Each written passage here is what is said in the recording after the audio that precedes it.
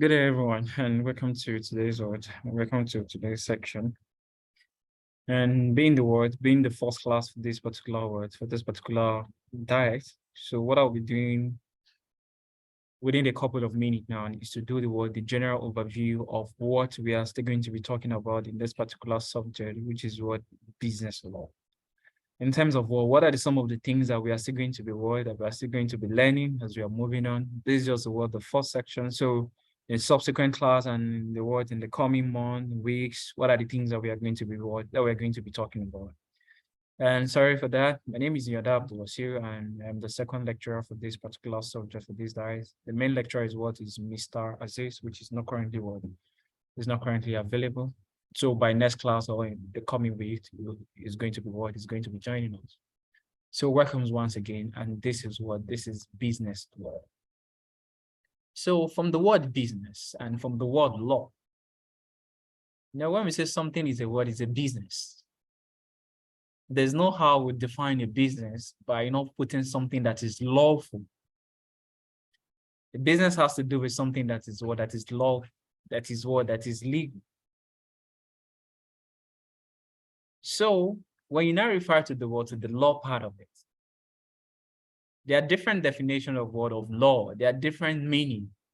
There are different interpretations that you can have to this particular word called law. Some can refer to as a rules and regulation. Maybe guiding a certain organization, guiding a certain state. And there's no how we also define it as well. If there's a break in terms of you didn't follow the lay down rule, you didn't follow the laws, which is sometimes can be referred to as the rules and regulation. So there's also a consequence to that as well. In terms of there's a penalty. Just like, for example, let's say you are driving, and the traffic light is showing red, which signifies that you should stop. And if you continue to drive without looking at without obeying what the traffic the traffic regulation is saying, that means that there's a breach of There's a breach of that regulation. And when you breach that regulation now, there's a consequence for it. There's a penalty for it as a result of you not obeying the traffic. So there's no how we define law. We can have different interpretation of it.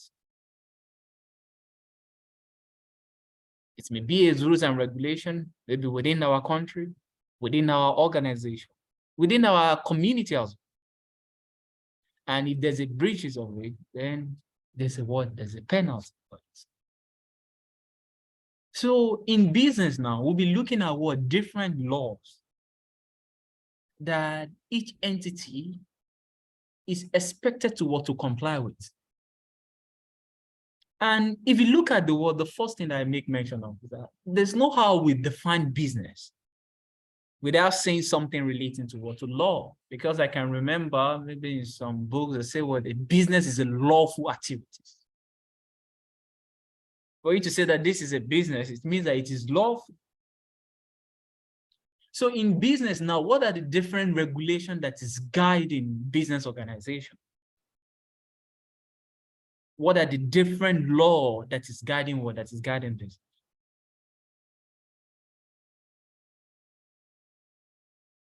We are going to be looking. And one of the prominent one is contract law. Is contract law. That is the most popular one that we are going to be looking at. And after this sources of regulation, there's another topic, then we'll start looking at contract law. That's the first law that we are going to be talking about in our section. So just like maybe some of us, you can have when we say contract, it means that there's a party involved. It may be between what? A contract can be between individuals. It may be between what? Organization as well. So a contract exists as a result of what? A certain individual, some certain parties, some certain organization coming together on a certain word, on a certain task. So we'll be looking about what the agency, the contract, the party to contract. What are the things that made a contract to be valid? For a contract to be valid, what are some of the attributes that a contract need to have? And in today's section as well, we'll be looking at the words, apart from contract law, we'll be looking at agency. Maybe some of us could have heard the word before as well, agency theory. Maybe in economics or something like that. Maybe do some other subject as well. The agency theory. In agency, they are party to the agreement. There's the principal, and there's also the word. We also have the agent as well. In terms of word, when we have the word in agency theory, from the word agency, if you're an agent now, it means that you are acting on someone's behalf. You are acting on what? You are acting on someone's behalf. So as an agent now, you need to protect the principal interest. Although, to be honest, as an individual, you can have your own interest as well, but the interest of the principal should be the number one. So we'll be looking about agency theory. Who is the principal? Who is the agent himself? What are the quality of a good agent? And one of the attributes or a quality of a good agent is what is integrity. As an agent, you have to be what? You have to be someone of good integrity. Let the interest of your principal, someone that you are acting on behalf, let the interest come forth before your own interest. There has to be some due diligence that you have to exercise.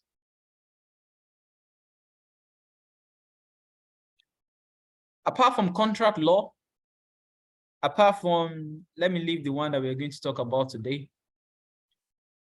Apart from contract law, apart from agency, we'll also be looking at we'll also be looking at the Sales of Goods Act. The sales of what? The Sales of Goods Act.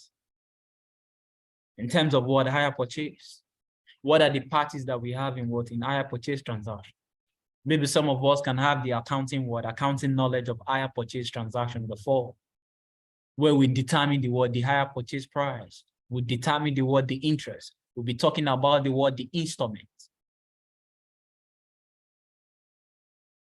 That is another separate thing that we're also going to be talking about. Hire purchase transaction, or sometimes referred to as the Sales of Goods Act. Then we'll also be looking at company law as well. We have different forms of business organization that some of us you have understanding of before. We have the sole proprietorship, you have the partnership, we have the limited liability. So what are the advantages, what are the disadvantages of each of these forms of business organization is also part of our syllabus. What's the advantage of sole proprietorship business? What's the disadvantage as well?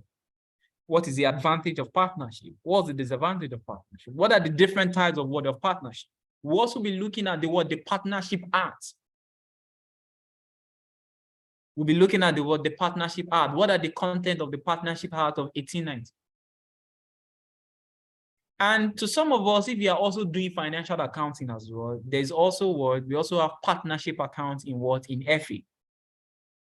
In terms of how we prepare appropriation account, how we prepare the capital account, how we prepare whether it's a fixed capital account or is a fluctuating capital account. If there's admission of a new partner, how do you prepare realization account? If you are doing financial accounting, we'll also be having how do we prepare partnership account in terms of the finance part. But basically, what we are going to be talking about here is about the types of partner, the formation, what are some of the legal things that has to be present when we are forming a partnership business. What are some of the content of our word of partnership deal, the deal of partnership? How do we form a partnership? How do we even dissolve a partnership as well? Because dissolution can also come at any time. And that's why in accounting, we used to call it what? We used to prepare an account called what? Realization account. Realization account is an account that we prepare when the partnership business has been what? Has been dissolved. So in terms of what? How do you register your business as well? And we are also going to what? Do some practical aspect in terms of what? How you can register your business with what? With CAC. What are some of the what? The legal document that you need when you are registering your what? Your company. Whether it's the business name, whether it's LTD, whether it's what trustee and the rest like that. We'll have a practical section of that as well, so that you know the practical and you also know the theory as well. Then we'll also be talking about what? We'll also be talking about complaints. We'll also be talking about complaints. So it's a very brief subject. Law is not something, it's not something that is going to stress you like that. Just try as much as possible, understand what the content of the message. In this particular scenario, which type of law are they testing? What are they requiring you to do? Then what we are going to be talking about today is just the sources of what? Of Nigerian law. We'll be talking about sources of Nigerian law. We'll be talking about the legal system as well. The appeal court, what are the composition of the appeal court? How many members do we have? What are the Supreme Court? So the Islam, the Sharia, the industrial courts, different court system that we have in Nigeria. Maybe that is the customary that we have in our local world community. What are the qualifications before you can hear the word the customary court and so that's just a brief overview of this. And what we are going to be talking about today is, which is the first topic of our syllabus, is the sources of Nigerian. From the word sources of Nigerian law, meaning that Nigerian law, when we say sources, it means that, from where? And some of the things we'll be discussing here, we'll be looking at maybe before independence and after independence. Before the Nigerian got independent, we saw what we call common law. And common law is just the law that is in presence in England. It's also applied to it was also applied to Lagos during the colonization period. So what is law? Just like we make mention earlier, there's no generally acceptable single definition for law. But you can remember when I was explaining the word in a few minutes ago, it can be a rules and regulation.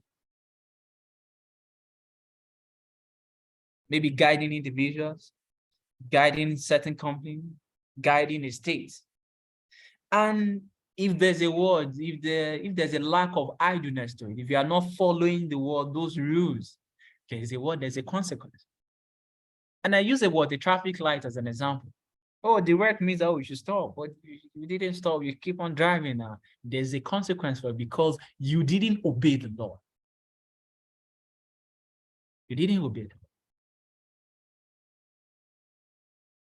And that's why you can see here that which must be obeyed and followed by citizens, subject to sanction or legal consequence, is a law.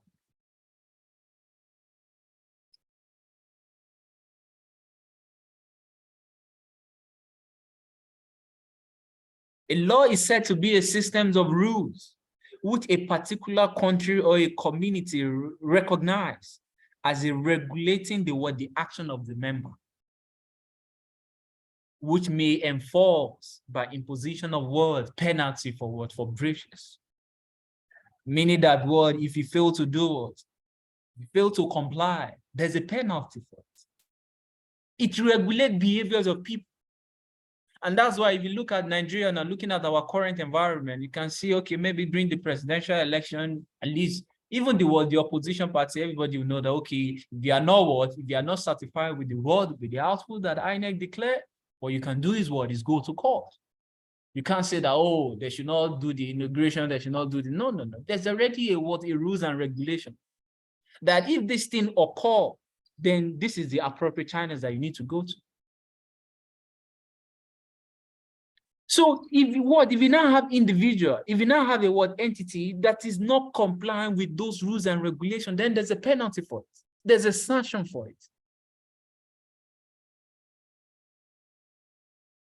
So you can't say you have law if there's no penalty. If there's no consequence that, oh, if you didn't do it, you can get away with it. So if I can just pass the traffic light and nobody will do what? Nobody will say anything. You say red and you still keep on driving. That there's no there's no penalty, there's no consequence. Then it is not yet what? It's not yet a law. It's not yet a law.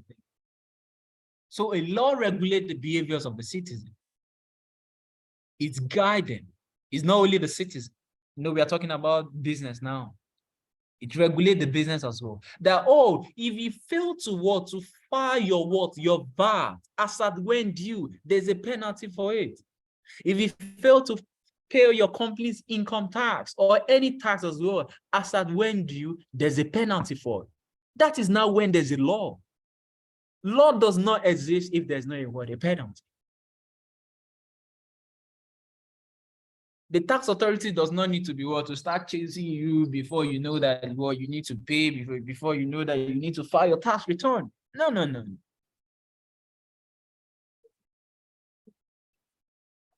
So we have different we have different law. We have different law. But our own focus, you can see the course title is is business law. So most of the things that we are going to be talking about, most of the law that we are going to be making reference to, it will be more of business, more of commerce. And that's why we have business law. So business law regulates the business organization and relationship. At times, it is referred to as as a commercial law, the commerce. It's covered commerce, it's covered trade, the industry, the manufacturing undertaking of man within the society. Such as the contract, such as the agency, the hire purchase, the sales of goods, the copyright, the trademark, the company, the partnership, the negotiable instrument, the taxation, and the insurance. That is the angles of law that we are going to be looking at. We are not looking at, what are the rights of citizens here? No. That is also part of our constitution as well. But we are not looking at that here. That, based on the Nigerian constitution, what are the duties, what are the rights of a citizen? How can you become a citizen of Nigeria? There's a regulation to that, but that's not our own coverage as of now. Our own is about the law that relates with business. Law that relates with law that relates with business. Then, there's always a reason for doing things. There's always a reason for doing it. Why do we need to have a word? Why do we need to have a business law?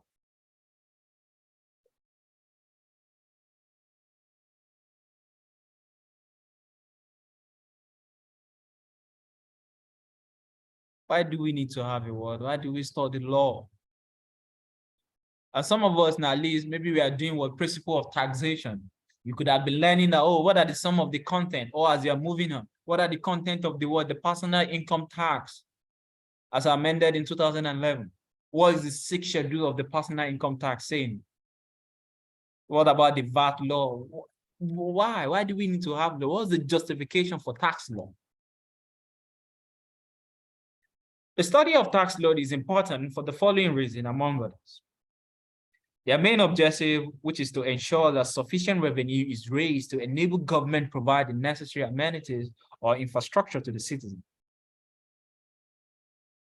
That's one justification for it.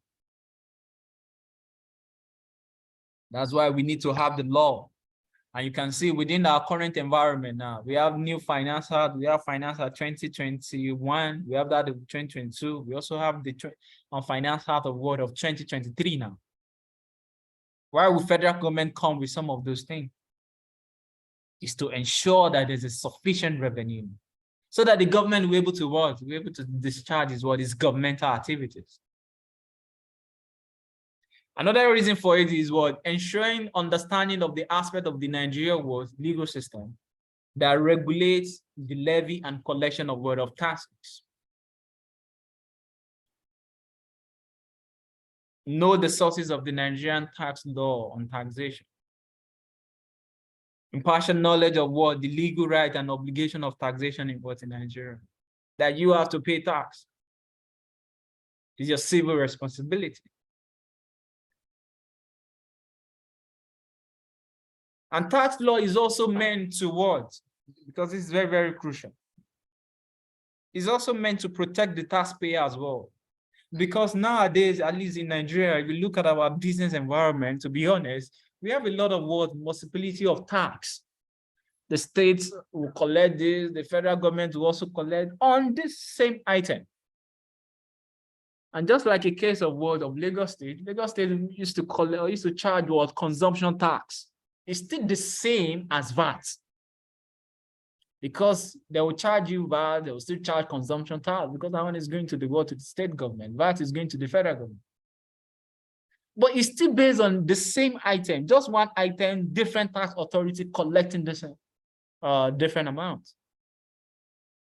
So the tax law is also meant to protect the taxpayer and business tax, the company as well, the individuals from arbitrary taxation. And I can remember during the President Jonathan regime, there's national, I forget the name of this. There's a national tax policy or something like that. And even up to now, some of their recommendation has not been put in place.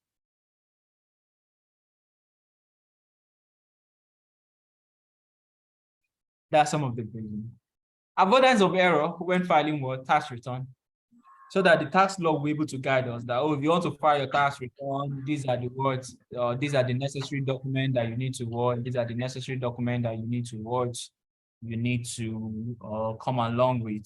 Just like in Nigeria now, the Federal Inland Revenue is working on as well. At least we don't want to be having a manual tax filing as well. So you can just go to the tax pro max and you provide you fill the necessary things and you file your return electronically. So avoidance of error, they can also the tax law will also guide us as well. To also guide, if you want to do this, these are some of the things that you should put in place. Identification of the appropriate tax authority and limit to its power to impose tax is very, very important. That is, this type of tax, this is the relevant tax authority that needs to collect it. If it is personal income tax now, your pay as you earn, that is what now? That one is for the state government. And the principle of personal income tax is based on the principle of residency. If you reside in in Kano now, then you should pay your personal income tax to Kano State Internal Revenue. But maybe you are working in Kaduna now, but you reside in Kano. You are still going to pay your tax to Kano State Internal Revenue, because that is the rule of personal income tax. It is based on the principle of residency. Where do you reside? It's not where you hand out particular income. So tax law is also meant to guide us in such. Another justification why we need to have tax law. Provision of business and individual with a sense of security, especially when planning an annual budget, by ensuring that the tax rate are a fixed amount. And if the amount is to be increased, we need to notify the subject of the taxation. So that when you have a tax law, it will also guide us as well. that, oh, just like for example now, let me share my words. Is that done?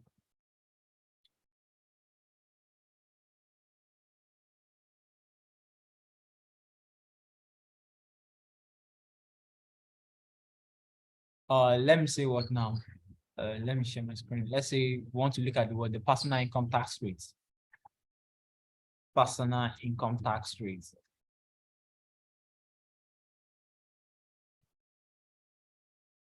So you can see now, the rate is already there. That, oh, if your annual income is what? Is 300,000 and above, oh, the rate that you're going to pay is what? Is 11%. Oh, if it is around what? Maybe 800,000, then it will be 15. Then if it is 1.6, you can say it here.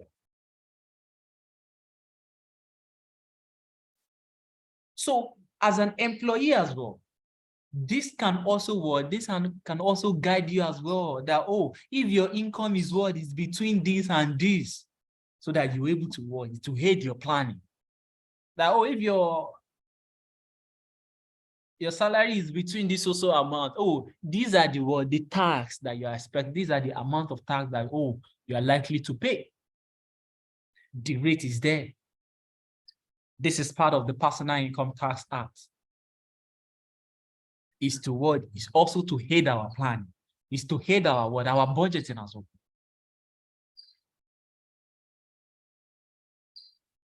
Okay. So these are some of the what? These are some of the need. These are some of the what? The reason why we need to have tax. We look at it from the angles of the government. We look at it from the angles of the individual as well. Then we also look at it from the angles of the what? The authority. That, oh, the tax authority, you know that, oh, these are the types of what tax you need to collect.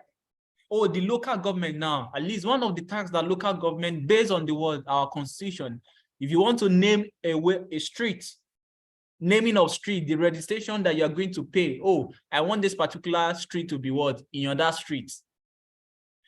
If you want to do such registration now, the payment or the necessary things that you're going to pay, it is the responsibility of the local government. You are not paying that particular amount to the state government. Maybe registration of birth or any indigent certificate. Oh, that one is to the what? It's to the local government. So the tax law will guide the what? The authority. It will guide the what? The individual. It will also guide the government as well. So if you are looking at the justification or the reason, it can come from these two angles. Who is paying, who is collecting it, and who is making use of it. So we now have some words, classification of law. Law can be classified according to its word, according to its function. As follows. We have private law. We have public. We have civil. We have criminal. We have municipal. We have international. We have written, and we also have some word. So what we call unwritten word, unwritten law. So we'll be looking at them one after the other, please. These are the word, the classification of what. These are the classification of law based on what, on their functions. So what do we refer to as a private law? What about public? What about civil, the criminal, and the rest of it? So let's be taking it what now? Let's be taking it one after the other.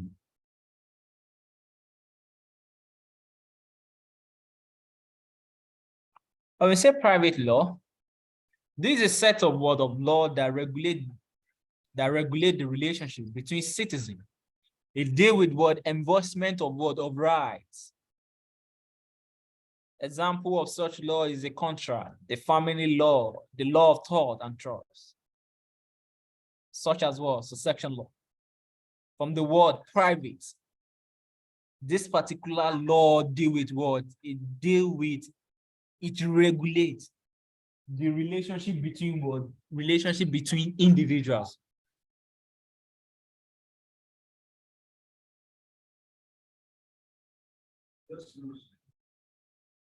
So private law regulates the relationship between what? Me and you.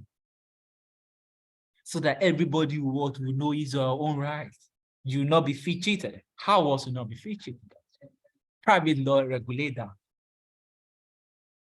It's a set of law that regulate the relationship between what citizens.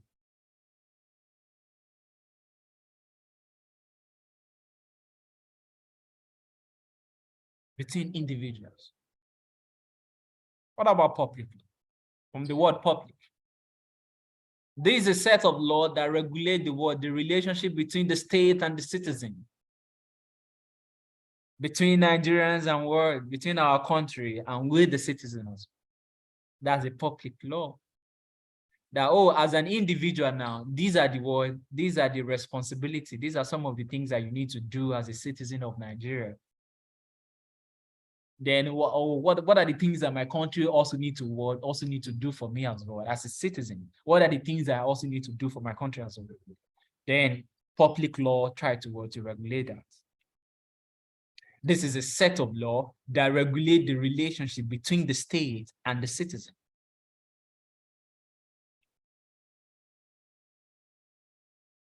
As a citizen, what is my right and duty? Then Nigeria as well, what are the things that my country also need to do for me? What are the things I also need to do for my country as well? Then the aspect of law that try to accommodate that is what we call the public law. We also have what we call a civil. This is a type of law is concerned with private relation between members of community, from the word civil. It's a type of law, it's a type of law that is concerned with private relation between members of a community. It's different from private. You can see from the word private now is a set of law that regulate the relationship between citizens. But this try to regulate among members of the community.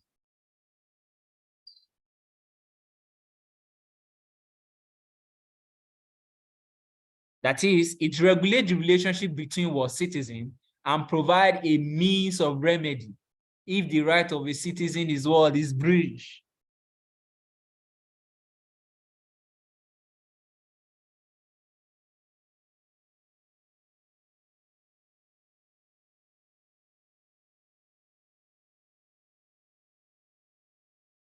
It regulates the relationship between citizens and provide a means of remedy if the right of the citizen is breached.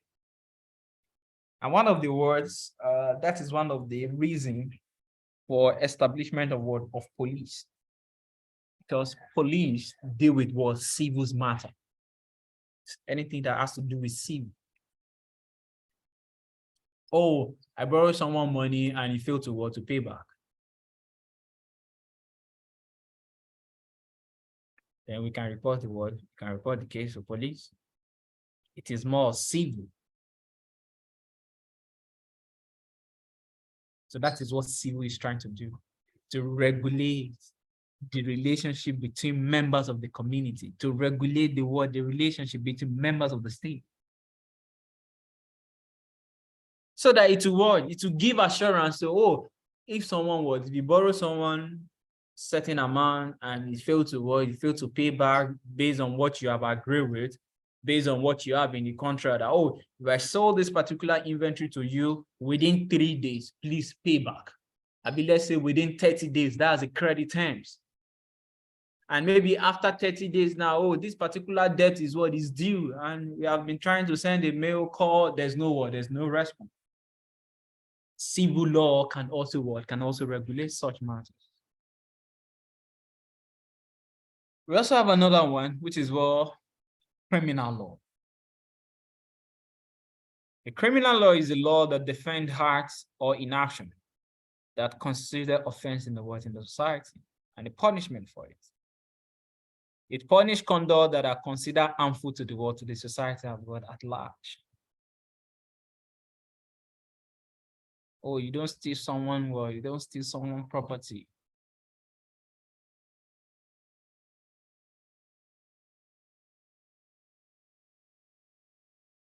It punishes the conduct that are harmful. that this thing is not supposed to, we don't need to be having this type of action within our society. It's very harmful. It's not sustainable.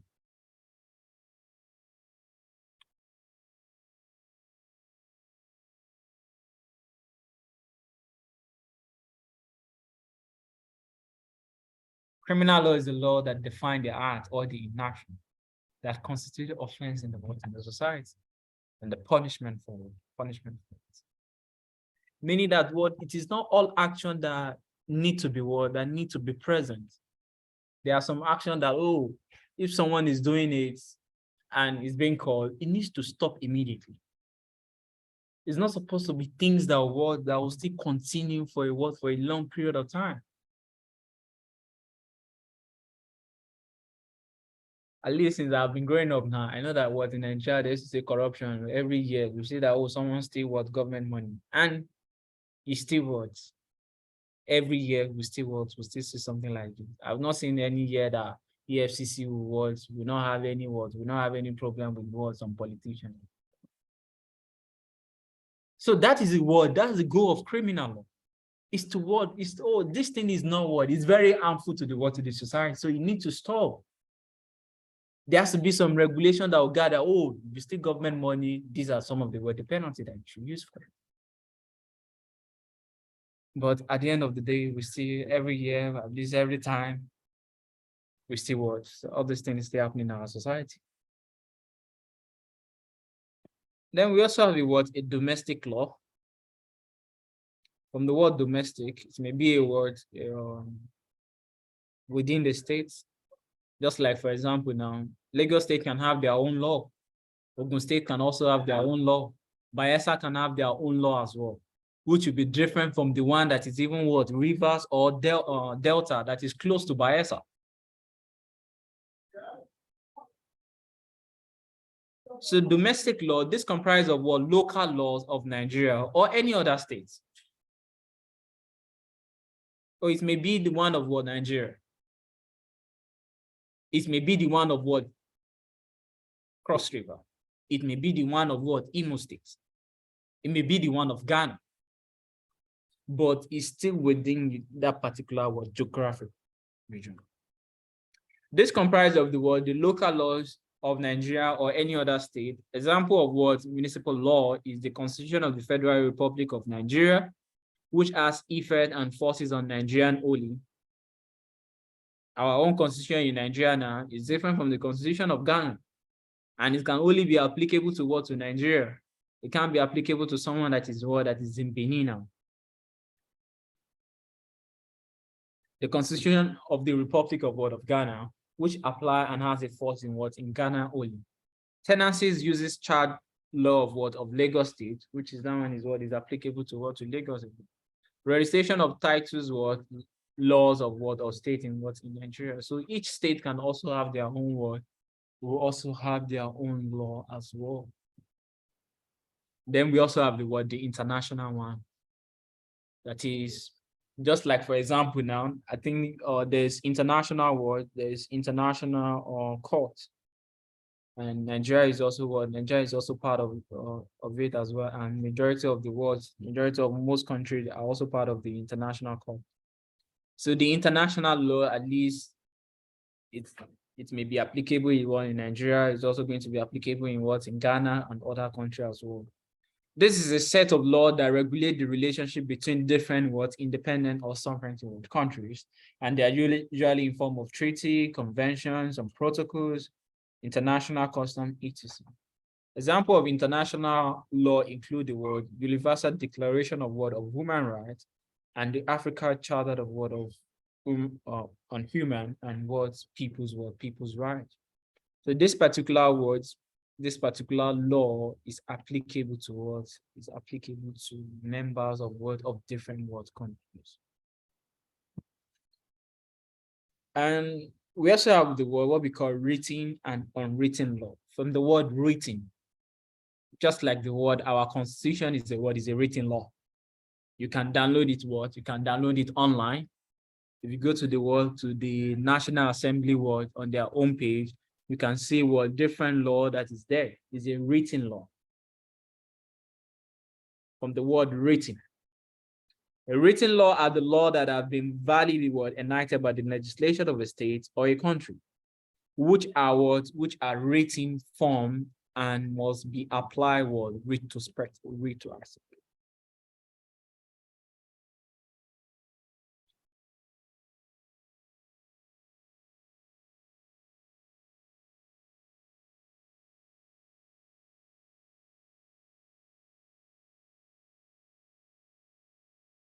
So that is what now? That is written law. Example are the law of federal words, the Federation of Nigeria, the law of Lagos State of Nigeria, which complies in volume, it may be volume 1, it may be volume 2, but it is written. You can read it.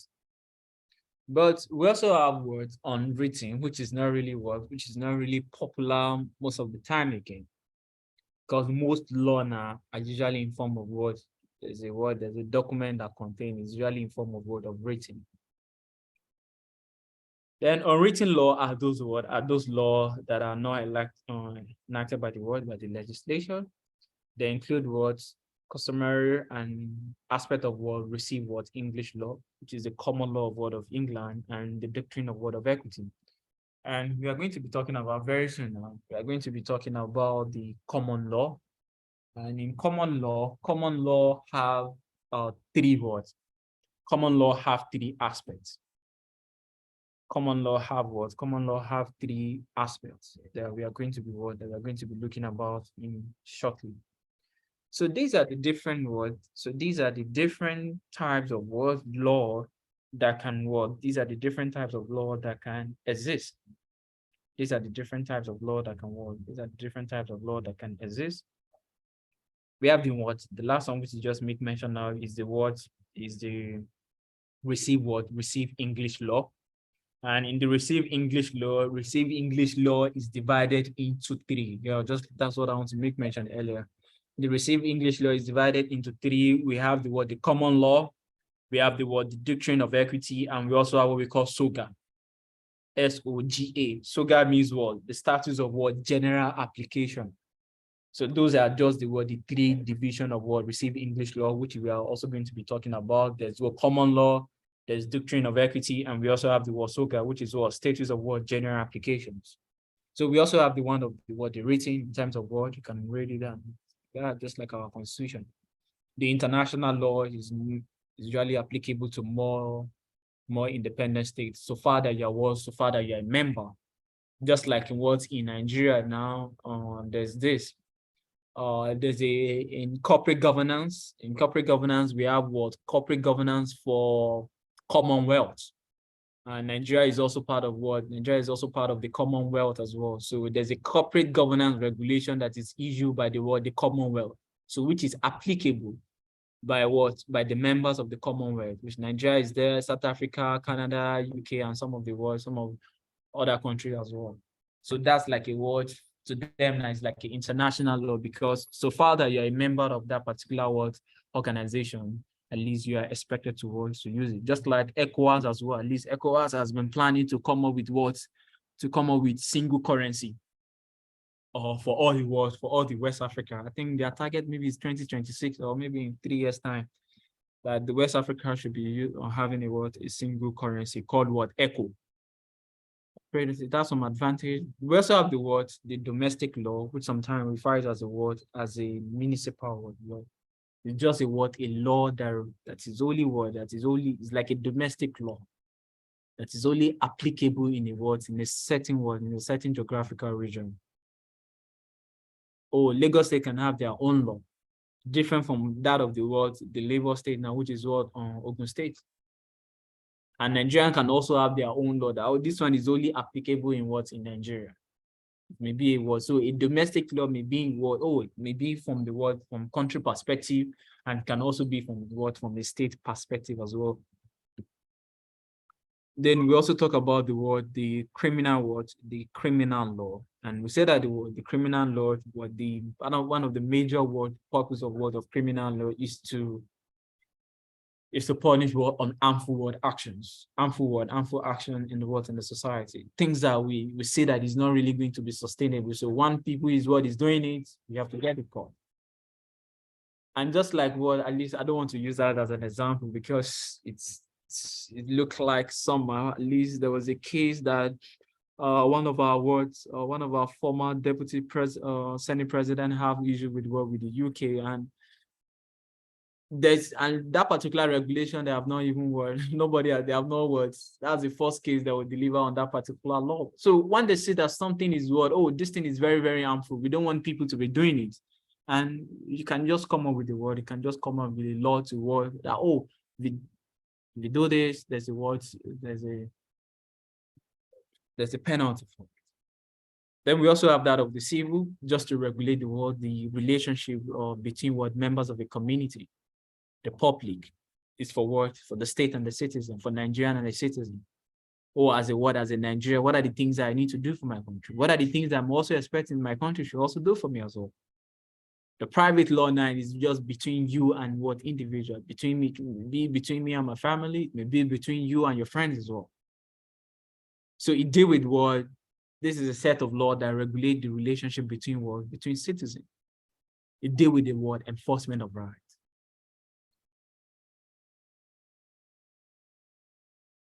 Then the heading of the word, we look at the heading of today's topic is what? Is sources of what? Of Nigerian law. So the Nigerian law, how does it come? How is our law? What are the sources of our law? Then basically we can say this sources is coming from two perspectives. We have the primary sources, and we also have the secondary sources. That is the sources of the sources of Nigerian law. The sources of Nigerian law, we have two sources. Please don't forget. We have two sources. One, the received English law. That is the two sources are primary and secondary. Primary and secondary. So when you're looking at the sources of Nigerian law, we can look at it from two perspectives. The primary sources, and we also have the secondary sources. The primary sources, one is the received English law. We have the Nigerian legislation, judicial precedent, and we also have the delegated legislation. Then under the secondary sources, we have the customary, the international, and we also have another one. There's another one which is the books, legal dictionary. It's also a sources as well. Sometimes we can have three under the secondary sources. Please, you can also note this down as well. We have under secondary, we can have the customary or the Islamic law. We have the international law. Another secondary sources is the books that have been written. There's some legal dictionary. There are some newspaper reports. There are some essay. There are some periodicals. There are also sources of There are also sources of law under the secondary categories. The books, the legal dictionary, the periodical, the newspaper report, the essay, the etc. They are also secondary sources of Nigerian law. So we'll be looking at it one after the other now. Looking at the primary sources. Please don't forget, the sources is two, primary and secondary.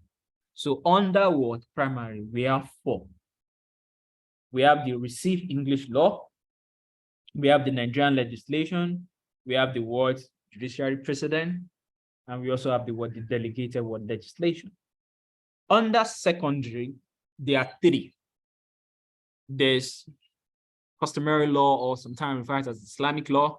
There's international law, and another one which some textbook will also include is number three for under secondary is there are some books, there are some legal dictionary, there are some periodical, there's some newspaper, and some essay as well. It can also be a sources under the secondary the category.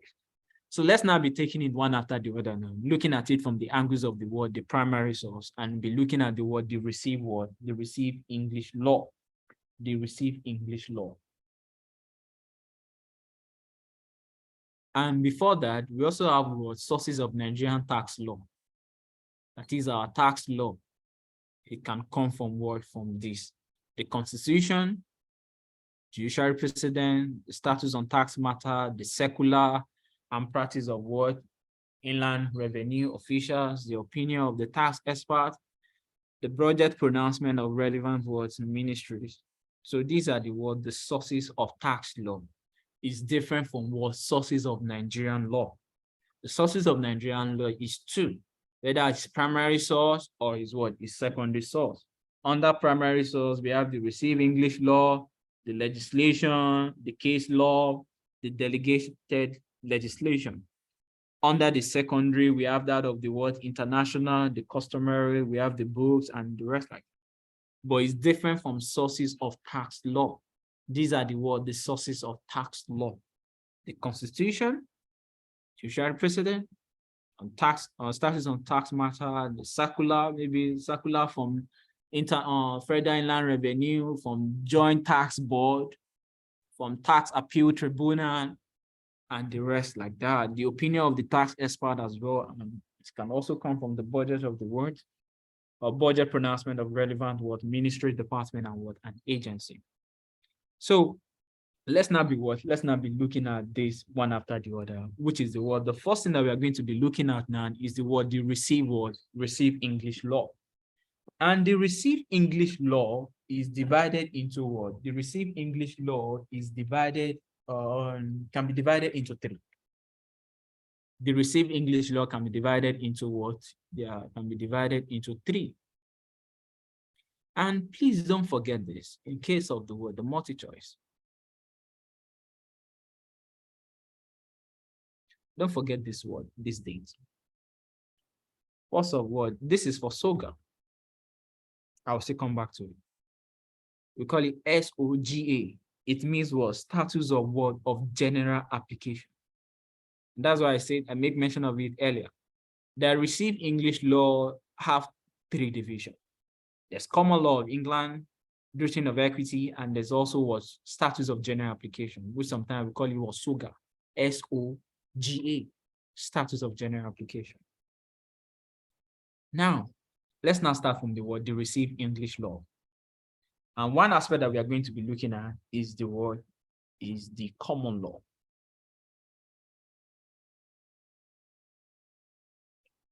And when we say common law are on rating and based on judge decision and custom rather than written law or status. It is English law that is based on the custom of people that are of what? General application and not regional.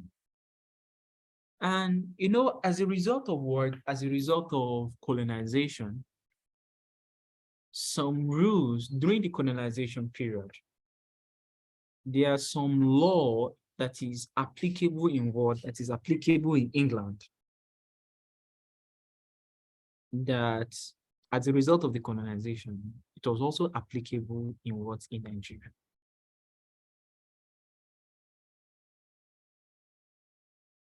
Meaning that what? This law is not as if it is what? It is enacted in what? In Nigeria. It's not as if it is our National Assembly that come up with it. This particular law are those laws that is already in what? In existence in England. So as a result of the colonization, is also applicable in what? In Nigeria.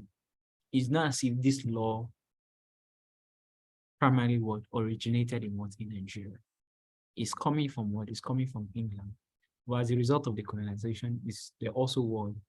The colonial master also do what? Also enforce it in what? In Nigeria as well. Okay? So it's not as if all these rules and regulations, we have it in Nigeria. No. Under the received English law, the first one we are talking about now is what? Is a common law. Are those laws that is already in existence in what? In England. But as a result of the what? The colonization, it was also applicable in what? In Nigeria.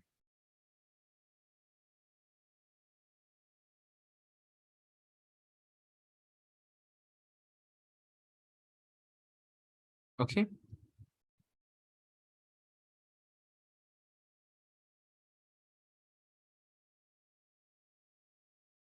Please, hold on, sorry. Just give me some few seconds, please. Sorry.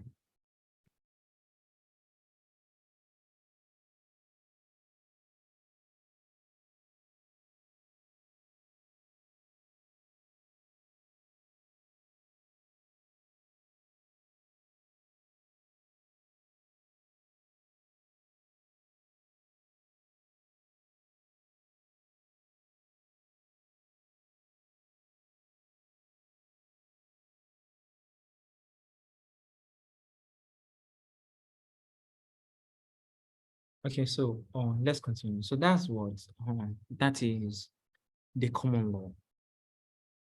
That is a word. That is a common law.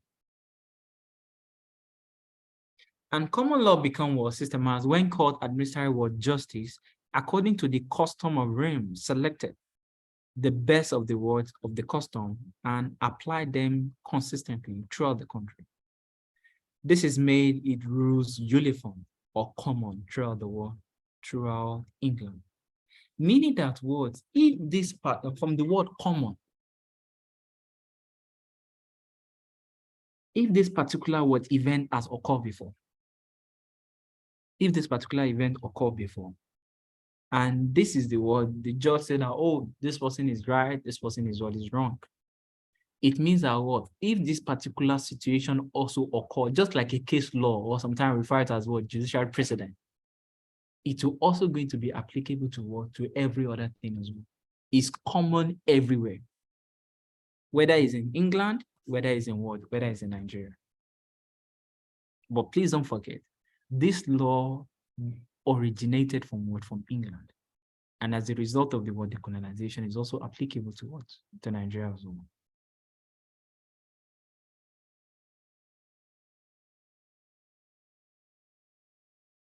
Now, what are some of the words, the challenges that we can be having as a result of this common law?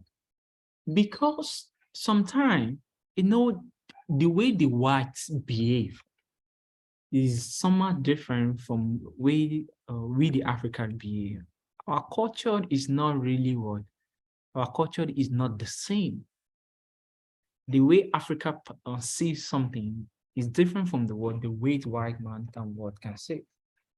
So since this particular word, since some of these law were not originally developed looking at our own world, looking at our own environment, there usually going to be some challenges as well. Because sometimes when you want to develop some things, one of the things you look at is you look at the environment. That, oh, this particular law now, this is going to be what? Is this suitable for this particular environment? So this particular common law now is just coming directly from what? From England. And their own behaviors or their own, let's look at their own business environment is different from the business environment that we have in Nigeria. So there's still going to be some challenges as a result of using that particular law. Because the way, let's even look at the world, Africa as a whole, the way African can look at things or the way our own culture is may be different from the way what the white man is. So what are the problems that is associated with common law? In terms of where we want to apply some of these rules and regulations that is already applicable in England. And as a result of colonization, it was applicable in Nigeria as well, without any amendment, without anything. So what are some of the challenges or the problem associated with the application of common law here? One, rigidity, meaning that it is very difficult for neglect to obtain justice. Rigid. And when we get to word, I think we still have some aspect that we are going to be talking about, a little bit of constitution. There's some rigid constitution, there's flexible, there's written, there's unwritten constitution as well. And when we say something is rigid, meaning that the process of amendment is really going to take time, it's really going to be difficult.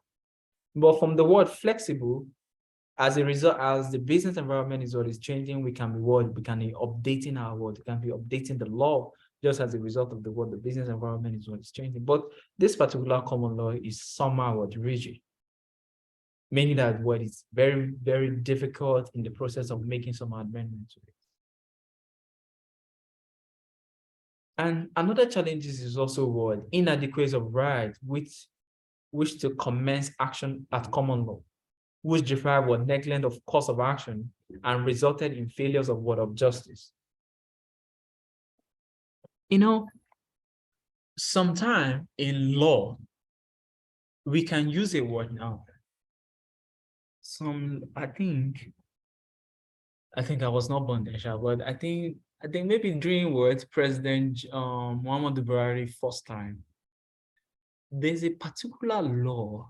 I can't remember the name. That okay, let's say for example now, the law was, let's say we signed the law now that this thing was signed by the president in 2013 now. Then what they now do is that they now backdated some of this law. That okay, although I think let's say we signed this law in 2023, but we want it to take effect from 2020.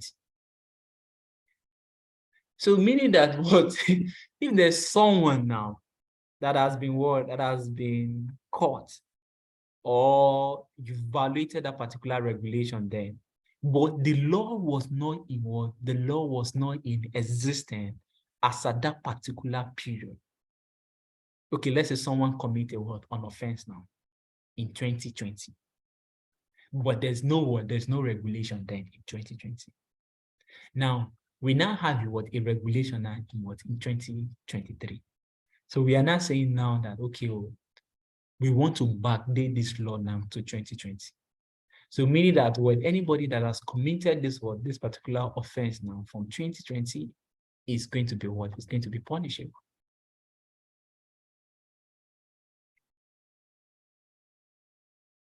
So another difficulties of common law is about the commencement.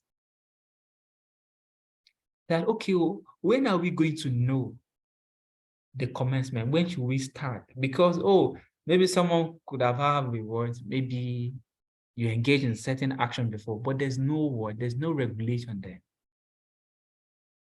So, because if we say that a case occur in so date between this individual and this individual. Okay, that is in England now. And that is the judgment that you want to give. Then the next thing is that, okay, when are we going to know when to commence this particular law in Nigeria? That's one challenge of common law. The commencement action at common law. Because that's why sometimes if you look at tax law, they'll say that, this thing become effect as at this social date. It become effect as at as at this social date. So someone could have been committing that particular offense before, but it's not punishable because the law was not there's no a certain regulation that is saying that, as at this date. I hope you guys are getting what I'm saying. If there's no what we are talking about is challenges now is the commencement. That okay, in Nigeria now, we don't have this particular word now. We don't have this particular case before. But let's say, for example, now, maybe in 50 years' time, something of sort has occurred in England.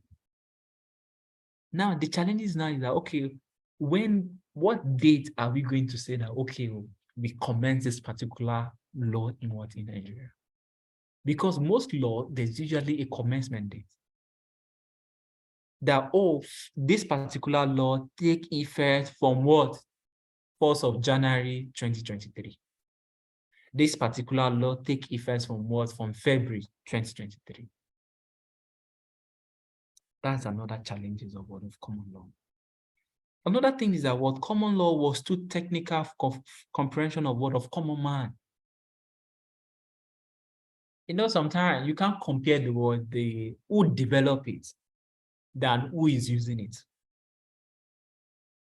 You are the one that is using it, but you are not the one that developed that particular word. Let's say you are not the one that developed that particular software.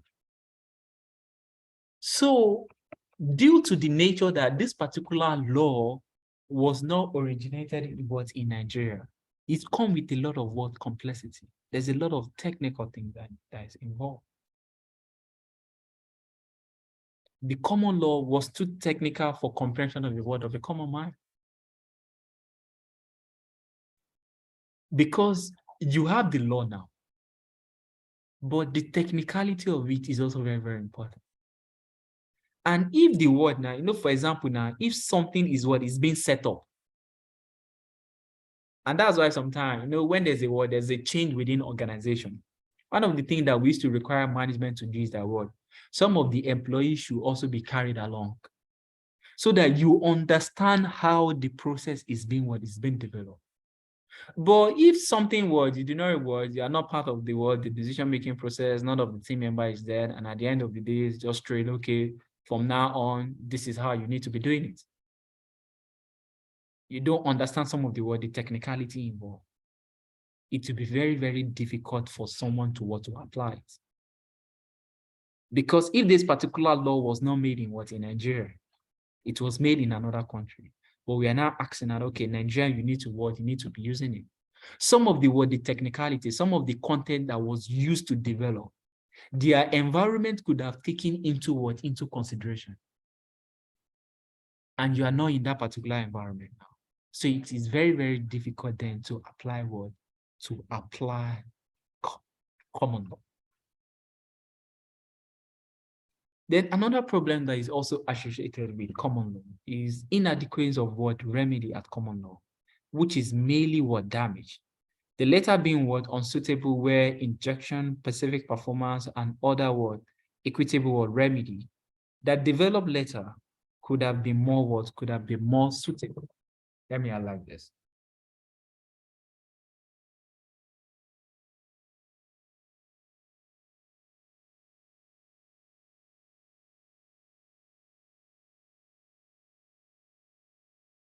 Okay. What we are saying now is that and let me also be taking one after the other so that you understand this thing better. The first one is that we are looking at in terms of the rigidity of it. It's somewhat rigid, it's somewhat difficult to apply. Then another challenges that are also witnessed as a result of using common law in Nigeria is about the commencement.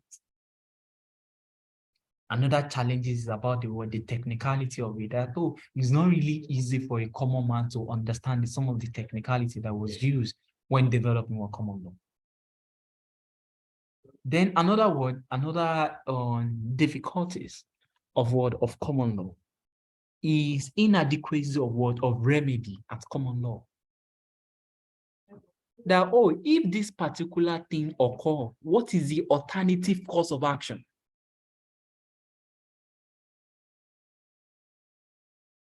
What is the remedy? Most of the content in common law, there's no usually a remedy for it. That if this thing occur, okay, what is the alternative? If we do not do it this way, what is another way that we can do it? That is not available in common law. That what is the remedy? What is the alternative course of action?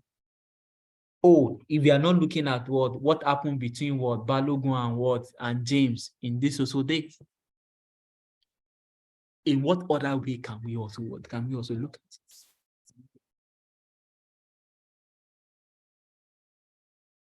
Then another difficulties as well. Difficult in enforcement of justice because of class distinction, which made the rich and the powerful beyond the reach of law, even when judgment was given in favor of the common man. Because the way we expect law to be is that whether you are the rich, whether it's is the poor, the law is applicable to everyone. Whether it's someone that is driving 504 or someone that is driving Range Rover, so far that you didn't obey the traffic rule, they should be subject to the same they should be subject to the same regulation, they should be subject to the same penalty. But in common law, there's a distinction about that. There's a classes. Just like sometimes maybe in the US as well, maybe it's only the whites that can vote. So there's some of elements in such law that we are still looking at the classes of individual involved. difficult in enforcement of what justice, because a class distinction which made the word the rich and the powerful beyond the reach of law. I mean that, oh, someone that is very, very powerful, you can say, oh, please come to court tomorrow. It will not what it will not come. Come to court tomorrow is not what it is. So there are some aspect of the law that is somewhat linear to the word, to the classes of individual that is what that is involved.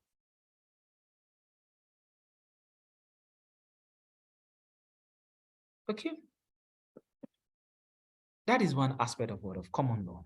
That's one aspect of what receive English law. Don't forget, receive English law is the primary sources, meaning that it's like the number one. Now, in the receive English law, there are three things. There are three divisions of receive English law. There's the common law, there's the doctrine of equity, and there's the statutes of word of general application. So this is the word, the second one, which is what equity. And from the word equity, it means what fairness. It means what justice to everybody. Equity simply means what fairness and justice. It was developed as a form of appeal on decision based on what on common law. You know, one difficulties that we made now about what common law is that what there's a distinction between classes of individual involved. But the next aspect of what now, of this received English law, is not about the first one, because in common law, there's a classes of the, oh, this one is very rich. Maybe the law that we are going to give him it to be what different from the one, someone that is not rich. Or someone that, oh, you did not obey traffic lights, driving 544, and another guy is driving what, maybe a Range Rover down. There's going to be a certain what difference among the two. No. That is now what this particular word, the second aspect of this received English law is not talking about. That there should be what? There should be fairness. There should be justice to everybody. It was developed as a form of appeal on decision based on common law. It is a case law word system developed by the Court of Word, Transit in England, to mitigate the harassment of the common law system. Equity does not operate in what? In isolation. It is based on the rule of what? Of common law, which act directly on person, action, or things. From the word equity, meaning that this particular law now, this particular aspect of the received English law is looking at, oh, everybody, oh, the same decision, in regardless of your classes, in regardless of your age, in regardless of your gender. What you do to Mr. A is also what we do to Mr. B. Because there are some aspects of the common law that favor some certain individual. This second aspect now of this received English law is not saying that, oh, let's treat everybody one, let's treat everybody equal.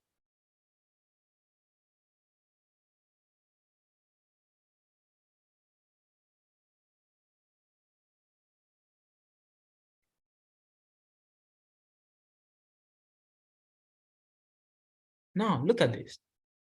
Equity introduced a new right to create a causes of action. New remedy for supplementing the common law remedy of damage. News means or right the enforcing judgment against all, including the rich and the powerful. It is based on the word, the margin of equity. You know what we are still saying now is that this particular word, doctrine of equity now, come with some certain things. That is come with some certain principle. And this principle is what we call the word, the maximum of equity.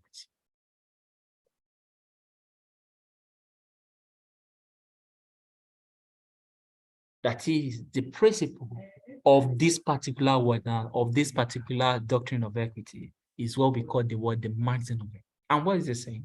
These are some of it. He who come before the word, the equity, must come with clean hand. Meaning that word, you that you are taking to work, you are taking someone to the work, to the police station now. You must what? You must come with clean hand. He will come before equity. You are trying to seek what? Justice. You are trying to seek what? Fairness. You must also come with what? You must also come with clean hand.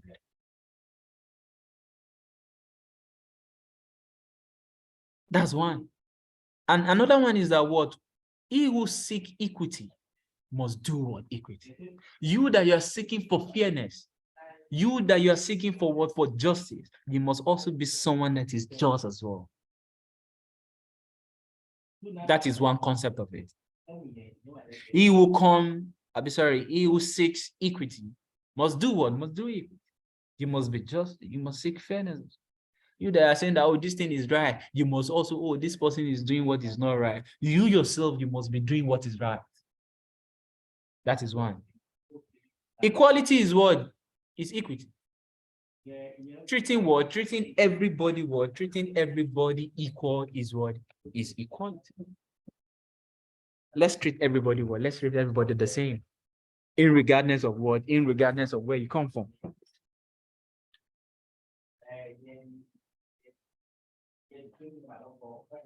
Equality is what? Is equity. If you are treating everybody one, if you are treating everybody equal, it means that you are doing what? You are doing equity. That means that you have fear. Equity look at the word, the intent, not the form. It look at the word, the intent, not the word, not the form. Just like this, you know, sometimes we used to say that action are judged based on the intent. That what do you want to do initially? Let's say, for example, now, you someone, Mr. A is what now? Mr. A is what is driving. And you see someone, now maybe rain is falling. And you see some people at the bus stop. And at the end of the day, okay, you help these people that, oh, they should come in. And at the end of the day now, as now something that happened to some of these people that you just try to help now. You know, what it was, the first thing that will do that, oh, is in your car, right? That is one aspect that some people will be looking at. Maybe you had, or maybe it's this Mr. A that harmed this particular or that harmed this particular individual, not knowing that Mr. A is trying to help this particular individuals. So equality, look at the intent. That is, what do you try to achieve at the initial point? What are you trying to do? Are you trying to help this particular individual, or you are trying to harm them? Looking at it, that we are looking at okay, what is the action, not the end product result.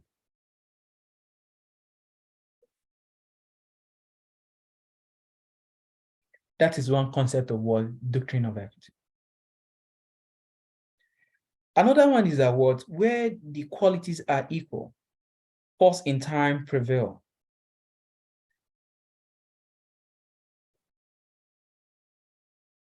Where the words equity are equal, the force in time prevail. The force in time prevail is that, okay, let's say, for example, now you need justice. You file your case on Monday. Someone also file case on on Tuesday. Someone also file case on on Wednesday. What we are going to do now is that, okay, you that file your case on Monday, we are going to attend to you first before you attend to someone that file your case on Tuesday, and someone that file case on Wednesday.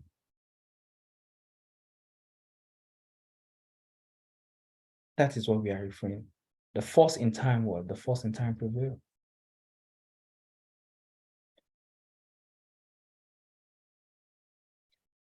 Equity, let me also take this as last so that we move on as well.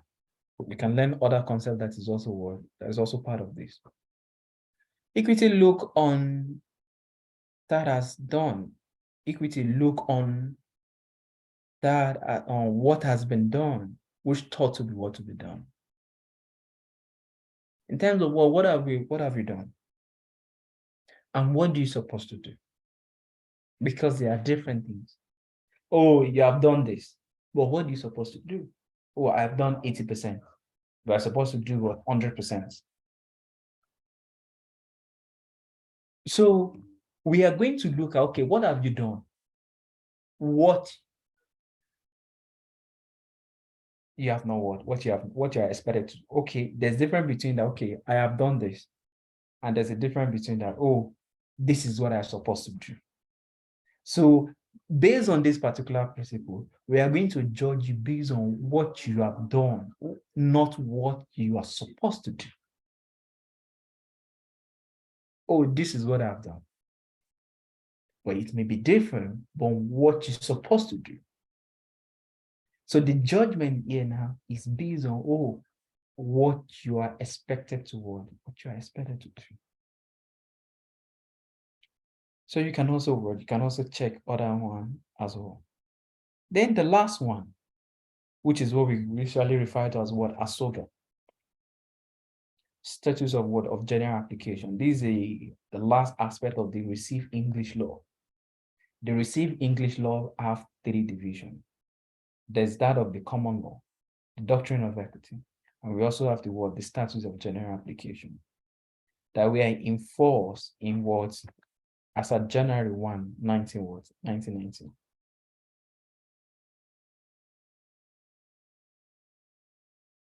So, and when we say on this SOGA, statutes of general application, it means that these rules, this law are already in force.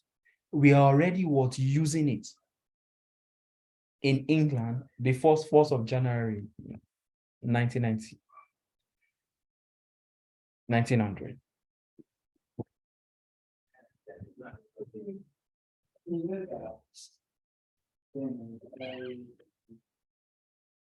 Please don't forget. It means that this law are already in existence in England before what?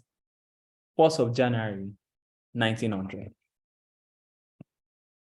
And one of the examples of such law is the Sales of Goods Act. Sales of what? Sales of what? Sales of Goods Act.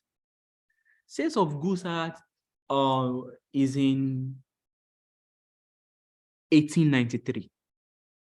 The Sales of Goods Act is what? Is 1893. Please, I hope you are getting what I'm saying. What we are saying under this, okay, I think I can create this. Okay, is that done? Like, for example, now, Sales of Goods Act.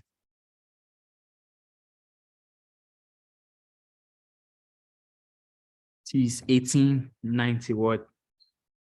This is 1893.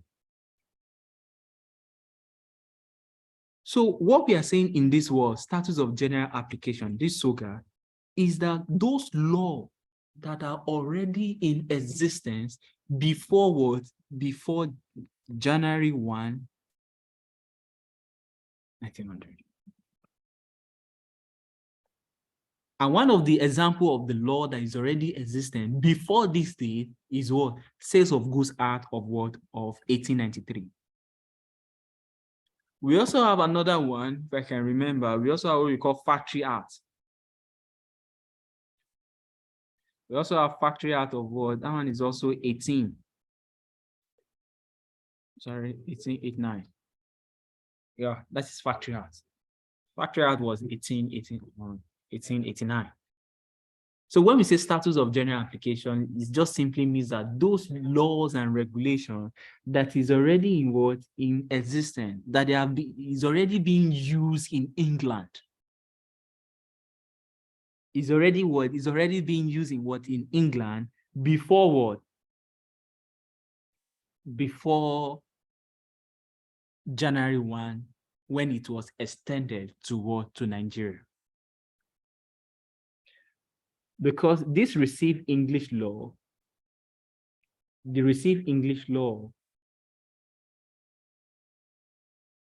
are some of them that was applicable to Nigeria on this particular date. This is this date that was applicable to Nigeria. But there are some law in this received English law that is already in existence in England before this particular date. That is what we call the statutes of general application. And one of the law that I think I can remember is this. The sales of goods out of what 1893 and the factory out of what 1889 is already in existence before this particular date.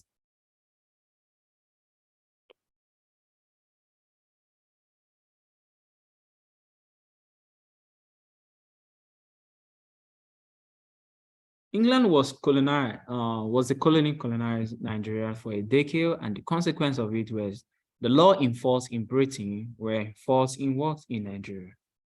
By 1863, the English law had been introduced into the colony of Lagos.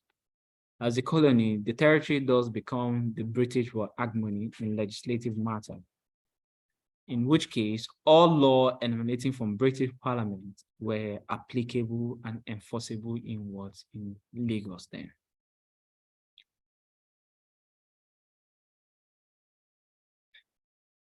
So there are other extended Nigerian between 1900 and October 1, 1960. So what we are just trying to say in this SOGA, what we in law is more of what? It is more of regulation. What we are just, and the key things I want you to please don't forget, when we say this status of general application, are those law that was extended to Nigeria, are those law that is already applicable, that was already being used in England before this date of January 1, 1900. And one of the best examples of the word is the Factory Act. The Factory Act is 1889. The Sales of Goods Act is 1893. So those law is already in existence before January 1, 1900. So they are also applicable to Nigeria. Okay. So that is that's the received English law. The received English law is a primary sources of Nigerian law, and it has three divisions. There's common law, there's doctrine of equity, and the status of general application. And the status of general applications just simply means that those law that is already in existence in England that was applicable to Nigeria as a result of the colonization before January 1, 1900.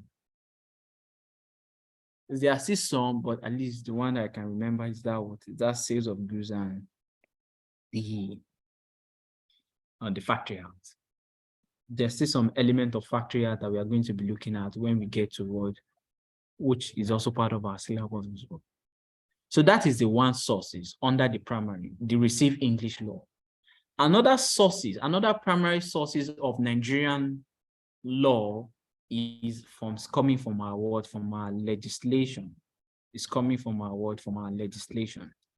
The Nigerian legislation consists of law made or enacted in Nigeria for Nigeria, meaning that this particular law is made in Nigeria and it is meant for what it's meant for us. It's not as a result that, it's coming from England. No, this one is is made in Nigeria and it is meant to be applicable in Nigeria. Nigerian legislation consists of law made or enacted in Nigeria for Nigerians. Those laws should be divided into two. We have statutes and we also have subsidiary legislation. When we say statutes, are law made by the lawmaking branch of the government, which is the legislation, the National Assembly. And it can also come from the state as well. So meaning that this legislation, please, the key things here, please, I want you to note this down. There are two things that is here. There's statutes and there's a subsidiary legislation. When we say the statutes, are those laws that is being made by the National Assembly. There are those laws that is being made by the National Assembly or the State House of Assembly. Then the subsidiary legislation. The subsidiary legislation, on the other hand, consists of law enacted in exercise of power given by enabling status. For example, the SEC regulation, the Security and Exchange Commission Rules and Regulations 2013 made portion to Investment and Security Act of 2013. The Nigerian tax law comprising mainly statutes and subsidiary legislation. Meaning that when we say subsidiary legislation is that from the word subsidiary, Like, for example, now we have what security, the SEC of 2013. That also give back to what? To investment and security out of 2013. Just like, for example, now the new bill that was signed by our president now is what our student education loan as well. That act also give birth to what? Creation of what? That's Nigerian, I think I forget the name, is Nigerian Education Bank. That, oh, all this fund now, it will be going to this particular word, it will be going to this particular bank. Then it is this particular bank now that will not be administering the loan to the student. So if there's a word, if we have a law now that, oh, this is one law, that law can also give birth to what? Can also give birth to another regulation. That is now what we refer to as the subsidiary. That, oh, you have one law, but when you now have a law now, that law will also now give birth to another word, to another legislation. That legislation now is now what we call the subsidiary. Oh, you create this particular law. Let's say, for example, now we have CAMA. CAMA will give birth to what now? To the CAC. There are some law now that the Corporate Affairs Commission will also bring up. As a result of what? As a result of CAMA. So once you have CAMA now, it will also give birth to another word. It will also give birth to another regulation as well. So our Nigerian regulation, we'll be looking at it starting from the military regime down to what we have now. Because there are some things I will be explaining now that it is not really applicable anymore. It is being used during the military regime, and we are no longer in the military regime. But we still have it in our syllabus, and we still need to try as much as possible to understand them, even though it is not really it's not really in existence anymore. Okay, so let's start. The Nigerian legislation, we have some of this. The ordinances, we have the acts, we have the subsidiary legislation, which we are going to talk about in more detail. We have bylaw, we have decree, we have edict, and we also have what we call constitution as well. So you can see now, like decree now, they say of different of the federal military government. The edict now is by the state military the state military government. So there are some of these Nigerian legislation that we are going to be explaining now, that it is not really is not applicable in our current environment anymore. Okay, there are some that have been used during the military regime, just like what we have decree now, what we have edit. We don't longer use it. But sorry about that. We still have it in our we still have it in our syllabus. So ordinance, where law passed by the legislative body during the colonial period. That is what we call ordinance. It's as simple as that. These are law is made in Nigeria. Please don't forget it. It's not received English law. This one is Nigerian legislation. Okay, so but in what period was this law passed? When we say ordinance, it was passed during the colonial period. It was passed during the colonial It was passed during the colonial period. Please don't forget that. And that is all about that. Then we also have art. An art is the end product of the process of passing a bill into law. An art, a law passes by the National Assembly, comprised of the state and the House of Representative. Like, for example, now, okay, please hold on, let me share something. I think education, I think it's in education bill art.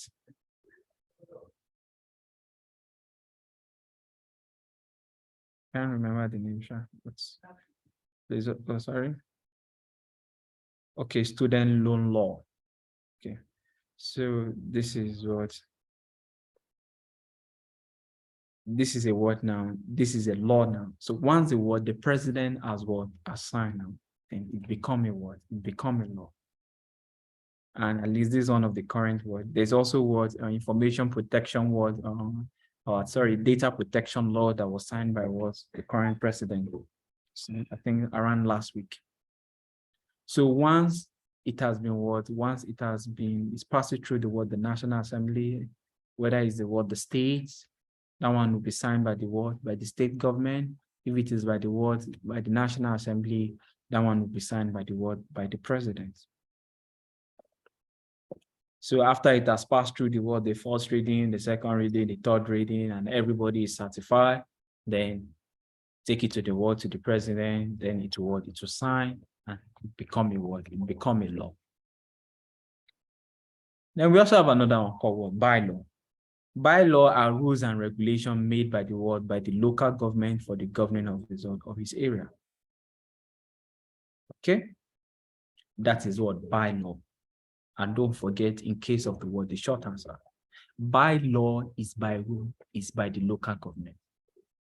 Oh, the local government in this particular region can come up with a law that, oh, based on my own word, based on my own region, these are some of the laws, these are some of the rules and regulations I would like people staying in this particular word region to want to abide with. So if it is being made by the word, by the local government, that is what we call what bylaw. If it is being made by the word, by the National Assembly, that's what we call the act, whether it's the word, the state, or is the word, the National Assembly. So the law that was made during the colonial period is what we call what ordinance. Please, I hope you are getting the difference between each of them.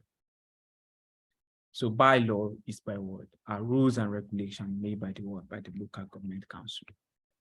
Then we also have a decree, just like we mentioned earlier, is by the word, the federal military word government. Now default. We don't longer use it. Then edit is by what? Is by the state military word. Those are laws made by the military government at the word, at the state level. Decree is by what? The military government at what? At the federal level. And please don't forget, some of these things, this decree, this edit, they are no longer in it. They are no longer in existence. Okay, just try to learn it. Decree is by the word, the federal military government. Edit is by the word, the state's military word, military government. Then we have the words, the Constitution as well. And the Constitution is the word, the supreme law of the Federal Republic of Nigeria. Any other law that contradicts the Constitution is what is void.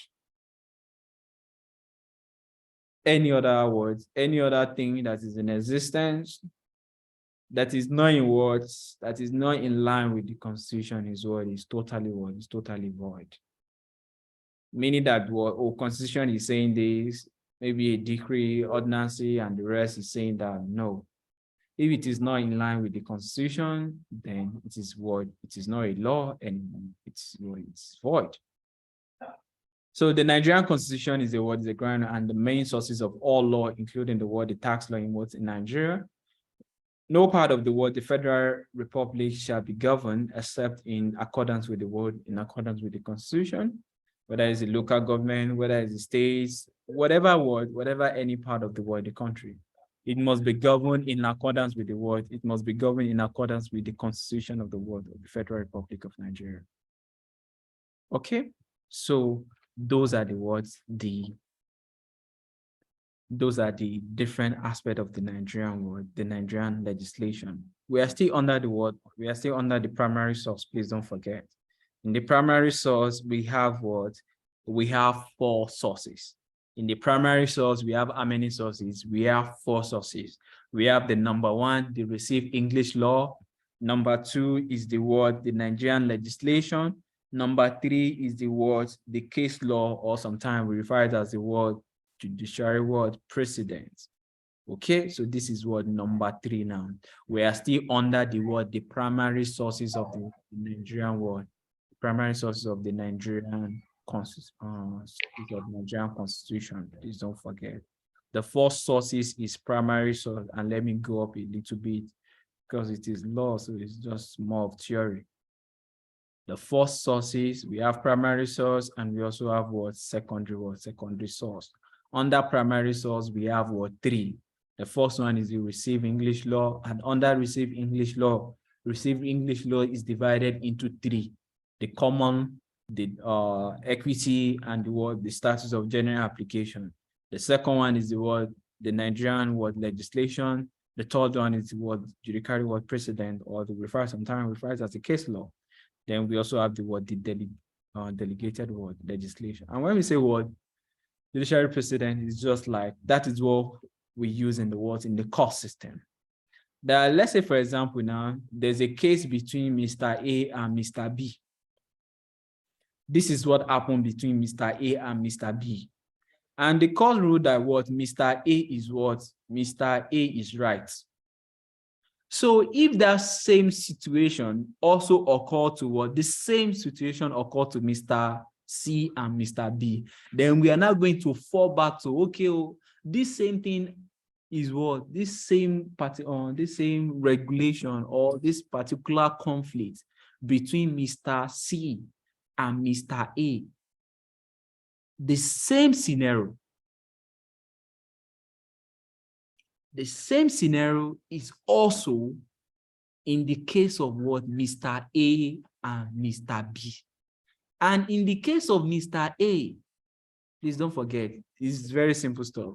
What happened in Mr. A and Mr. B is also what now happened now. Let's say, okay, Mr. A, there's Mr. A and Mr. B. And the judge ruled that Mr. A is right. Mr. A is right, and Mr. B is asked to pay some certain penalty. Now, let's say this occur in 2010. The same situation, the same scenario now occur now between let's say Mr. Ibrahim versus Mr. Balogun.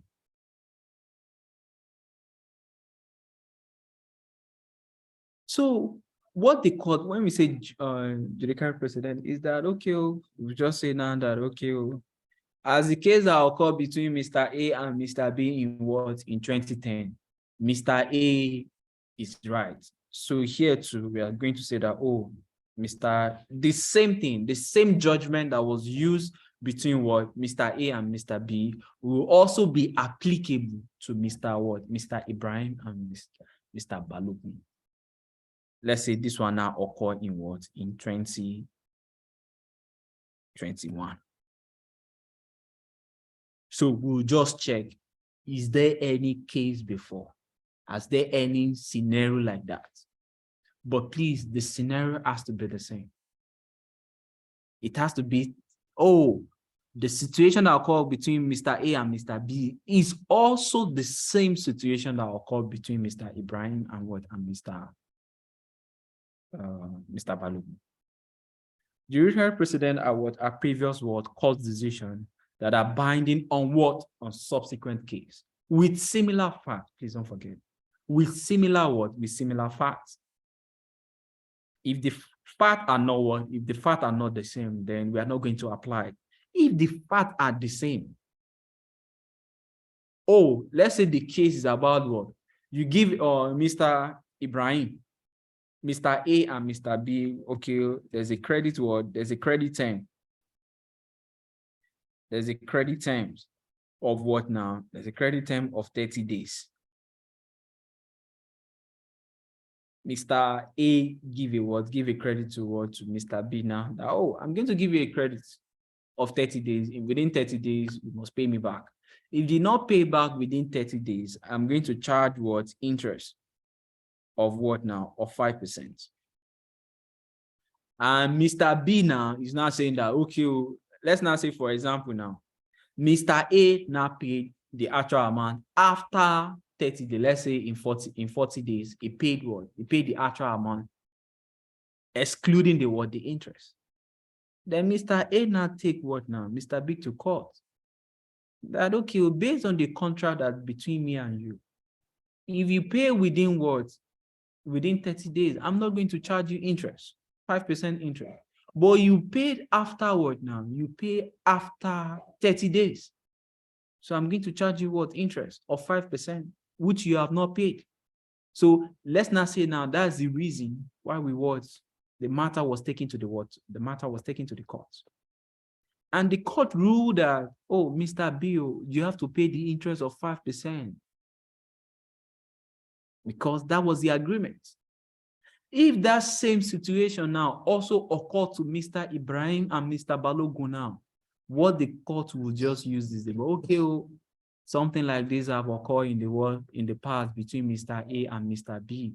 So we are still going to ask now, Mr. Balogun, you need to go and pay the what? You need to go and pay the interest. So the fact has to be what? The fact has to be the same. It has to be the same. Please don't forget, that's just what judicial precedent means. Our previous court decision that are bounding on what? On subsequent what? Cases with similar facts. That is just what. And you can see, these are examples of cases. Abacha versus what? Fahmi. Adisa versus what? Oyin Wala. So if we rule in Abacha versus what now? Fahmi. The same decision that we made during Abacha versus what? Fahmi is also going to be the same that we are going to make during what? Adisa versus what? Oyinwola. That is what judicial precedent. Our previous court decision that are bounding on the what? On the subsequent cases with similar what fact. Please don't forget. With similar what? With similar facts. But let's now look at the exemption to the rule.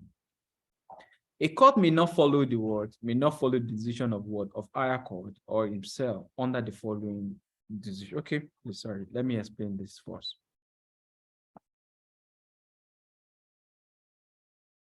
Now, look at these terms. Obiter the dictum is a statement made by the way or persuasive, but not binding statements.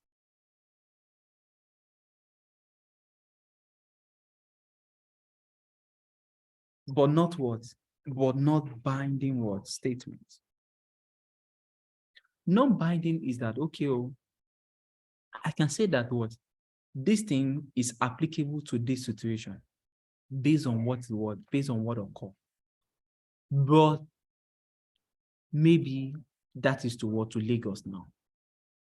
It may not be binding to what? To another individual in another what? In another location. Is a statement, but not binding statement, not applicable to everybody.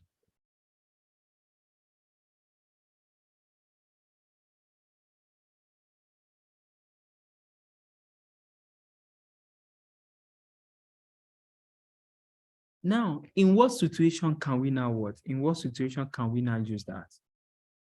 A court may not follow the decision of the higher court, meaning that if you look at some court cases, or is there relevant court cases now? Okay, if you look at what happened between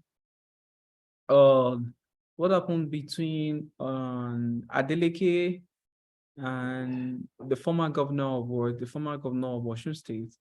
I think their cases was recently, at least the Supreme Court that gave the final judgment, I think last month or in April, that Adeleke won the Osun election. So what happened is that the tribunal ruled in favor of the former governor. They went to the appeal court. The appeal court ruled in favor of Adeleke. Then you go to the final the Supreme Court. which is the final judgment after Supreme Court, then the next thing you can fall back to just fall back to God. So the Supreme Court also ruled in what? In favor of what? Of Delegated.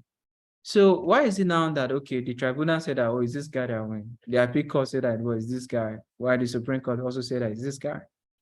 So there are some statements that is not what? That is not banded in what to every situation. This particular court may say that, oh, this, another one may say what? May say no. So you can't say that what, okay, what happened between Adeleke and, is it, I can't remember the former governor's name. That, okay, the same situation or the same maybe another government also take another one to court. You say that, okay, what happened in Adeleke versus this particular what is what we are also going to use. No. There may be a similarity that, oh, he still was, maybe someone is saying that the election there was overvoting or there's something like that. We can't say that, okay, based on what happened before, then you just apply it to a straight. No. Or tribunal say that, oh, is this guy that win? Then appeal court will also say yes. Then Supreme Court will also say no. It may not applicable like that sometimes. And these are some of the exemption in which such thing may not be applicable. Where the previous decision of higher court has been overruled.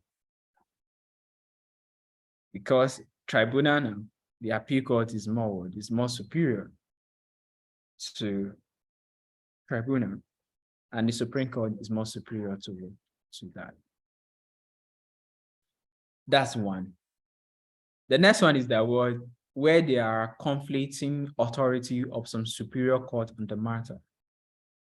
So we can say that now, maybe tribunal has make a declaration that is this guy that win. Then the higher court can overrule that. Then we are not going to use that precedent anymore. We are not going to use that precedent anymore because the higher court has overruled it. That is one. Where the previous decision of the higher court has been overruled. The second is that when there are completing authority of some superior court on the matter. Like the word now, what I'm still using that election, appeal court is superior than tribunal. Then appeal court can say that, is this guy that win? And at the end of the day, the Supreme Court will say what? The Supreme Court will say no. So superior court also come in, or sometimes referred as the word higher court. Number 1 and 2 are still almost the same. Where the decision is in conflict with a statute enacted after the judgment of a superior court.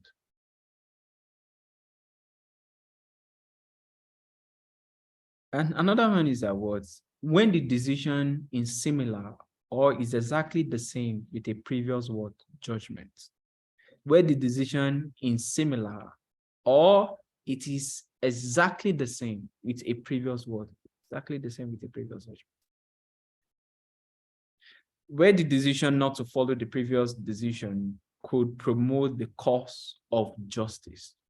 Where the decision not to follow the previous decision could promote the cause of justice. People are shouting out, no, that thing is not the cause, the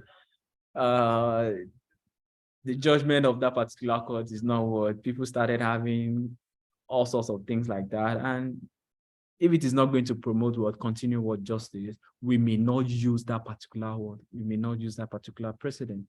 And just like maybe recently now, maybe there's even a House of Words in the National Assembly that is saying that, okay, his wife is president of president of the Court of Appeal, that okay, and his husband is is a member of the he's a senator, and he's saying that as a result of that, he used some of his words at least he persuaded his wife to help some of his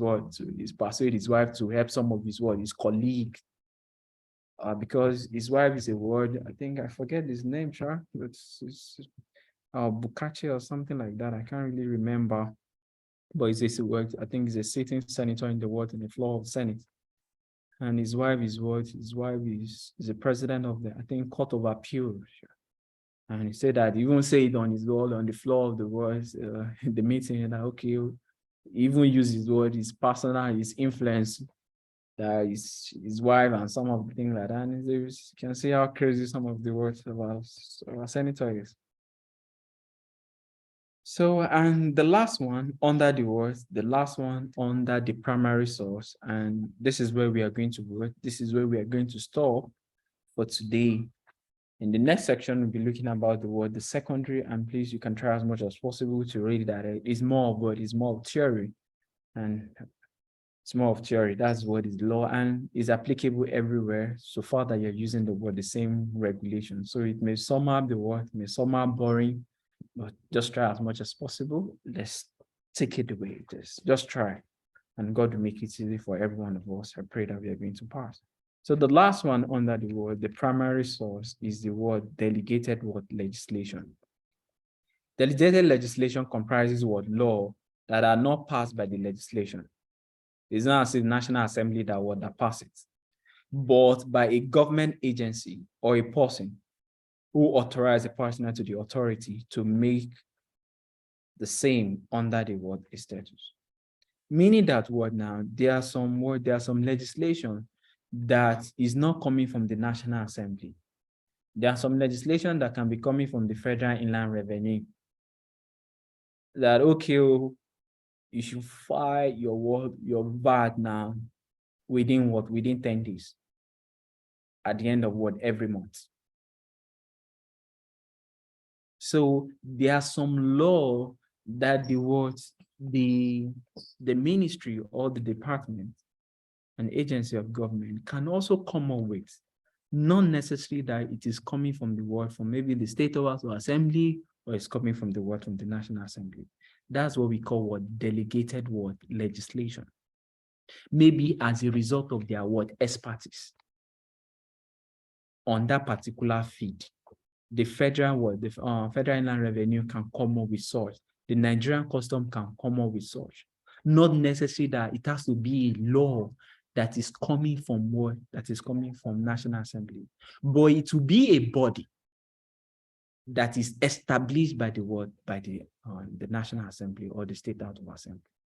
So if the Federal Inland Revenue was established by an act of National Assembly, then it cannot come up with it cannot come up with a law that, it is National Assembly that created that particular body. That particular body now cannot come up with a law. The Federal Inland Revenue cannot come up with a certain regulation now, due to expertise that is have on that particular field, and to send it out to the public for compliance. Delegated word legislation is derived from from Patina, which describes its parameter as procedure. Delegated legislation saves the parliamentary time by considering matter of technical details. Such details are prepared by those with relevant expertise. Or maybe we may not have people that have knowledge of not the current knowledge of tax matter.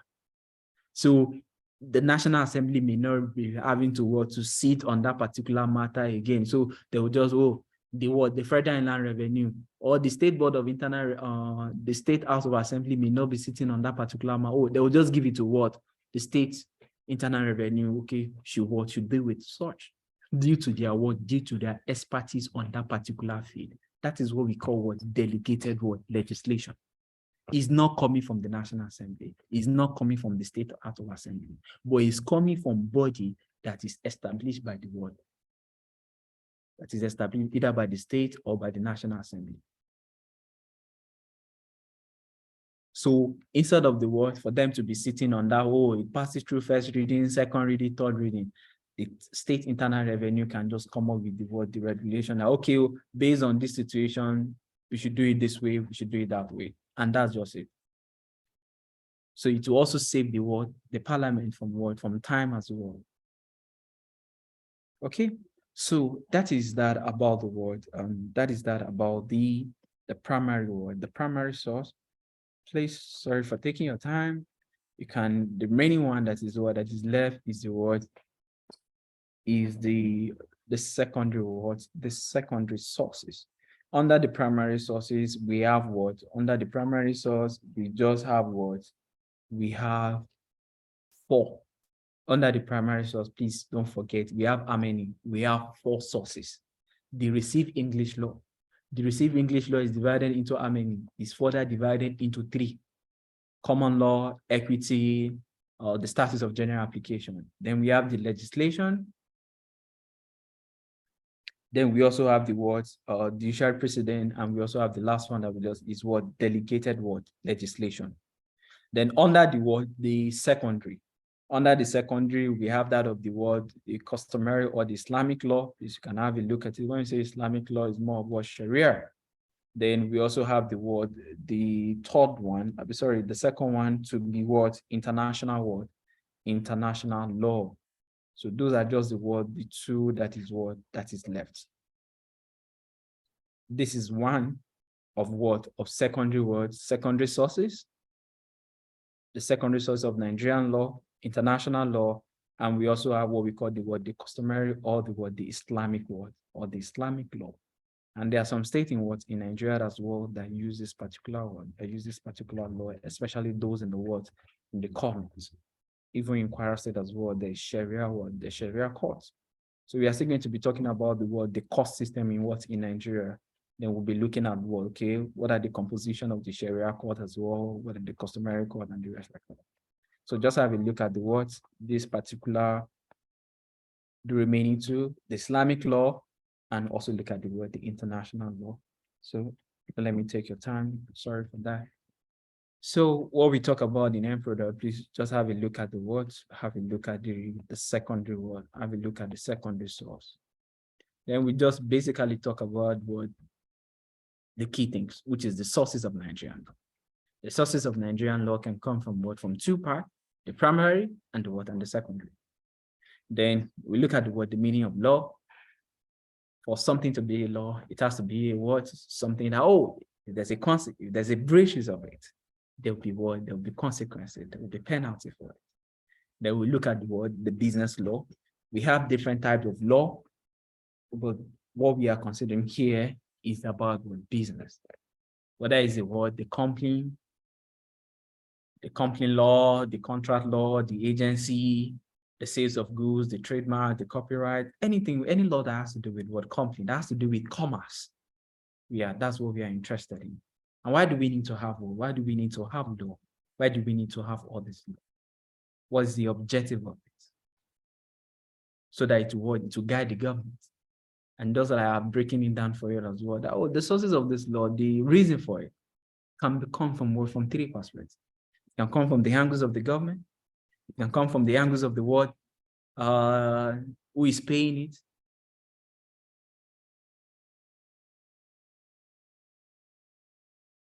Oh, the government is to ensure that you have a sufficient revenue to carry out your activities.